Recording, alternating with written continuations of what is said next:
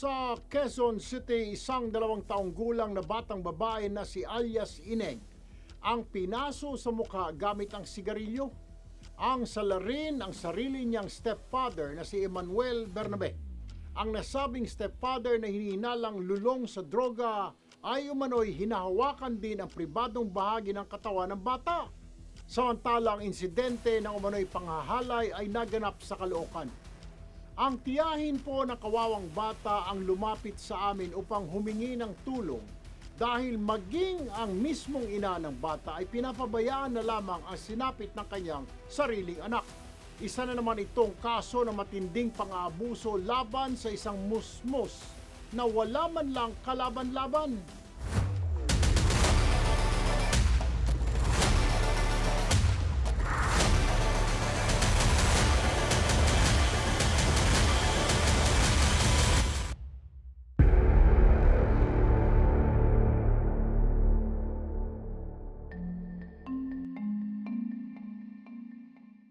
Sumaklolo sa ating opisina si Rina, ang tiyahin ni Ineng.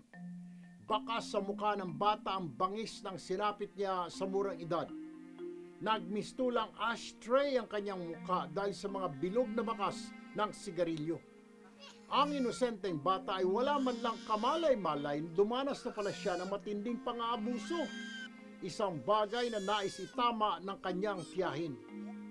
Ayon kay Rina, taliwas sa kagustuhan ng ilang miyembro ng kanilang pamilya ang ginawa niyang paghingi ng tulong sa aming tanggapan. Ang dahilan, kamag-anak pa rin umano ang kanyang inirereklamo. Ngunit nanindigan siya na hindi katanggap-tanggap ang sinapit ng bata sa kamay ng kanyang ina at ng stepfather nitong si Manuel. Kaya naman desidido siyang hanapin ang hustisya para kay Ineng. Puntahan ko dun kahapon, napansin ko na may sugat yung mukha niya. Tapos tinanong ko yung ate ko na paano. Nagsumbong to sa akin, pinasa daw ng papa niya ng sigarilyo. Yung mama niya din, sinabihan ko about dito. Ayaw niya din, parang na-trauma din yung mama niya. Kasi, grabe na yung paano sa papa niya paggagamit, inaano yung anak niya, sinisip-sip yung labi niya. Tapos nagsusumbong din to, nilalaro niya. Kaya yun yung kinakatakot ko namin, sir, na maano yung bata. Lalo na't hindi niya talaga anak. Kasi sabi ng kapatid niya sa akin, ate, ingatan mo yan yung pamangkin mo kasi di yan anak ni kuya. Kasi ginahasang nga ako mismo na ako yung kapatid, 7 years old pa lang daw siya po. Yun lang po yung pinaghahawakan ko talaga na di mangyayari yun sa pamangkin ko. Hindi ko po talaga alam po sir. Hindi mo alam. Bigla na lang po, pagtingin ko po, nakita ko yung anak ko, nagulat na lang po, may sugat siya rito. Nag-iosip po ako nun. Tapos po, bago siya buhatin, tinapon ko po yung yosi ko. Wala po siya talagang sugat dyan. So, ito naman din, nag-iosip rin naman yung buntis na yan Baka mamaya, dyan sa kanya lang galing. Maliwanag po sa batas na may mabigat na pananagutan ng sinumang mananakit o mananamantala sa isang bata. Ayon po sa tala ng Philippine National Police, umabot sa mahigit 18,000 mga kaso ng paglabag sa karapatan ng mga bata na naitala noong 2023. Isa itong nakababahalang datos dahil mahigit 17,000 o 90% ng mga kasong ito ay may kaugnayan sa rape at acts of lasciviousness. Dahil po sa aming programa, na-rescue si Ineng at nailagay na sa pangangalaga ng mga social worker. Natulungan na rin natin si Rina na magsampa ng kaukulang kaso laban kay Emmanuel. Sa lokal po na pamahalaan ng Quezon City, sa Quezon City Police, Caloocan PNP at Department of Social Welfare and Development, maraming salamat po sa inyong tulong.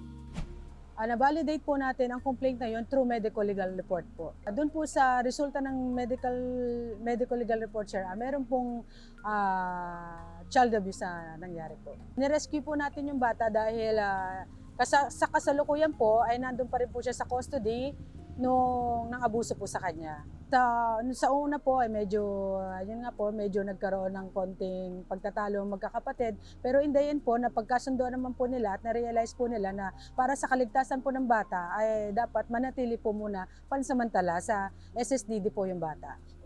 Ang naging action natin dito is immediately pinuntahan yung biktima at inalam kung talaga pong nasa delikadong sitwasyon siya. That's why po yung aming social worker, pinull out po siya at nilagay muna under protective custody sa isang residential facility para pong masiguro na ligtas yung bata habang hinahanap namin yung pamilya or kamag-anak na pwede pong mag-custody sa bata. Yung isang nanay, dapat maging observant ka sa anak mo. Alamin mo kung ano ba yung nangyayari sa loob ng bahay. Hindi pa pwedeng, hindi mo siya nasa-supervise, baka may mga signs ng posible ng pang-aabuso pero hindi na nasasawalang bahala natin yun. So, napaka-importante po yung maging vigilant yung mga magulang and other members of the family.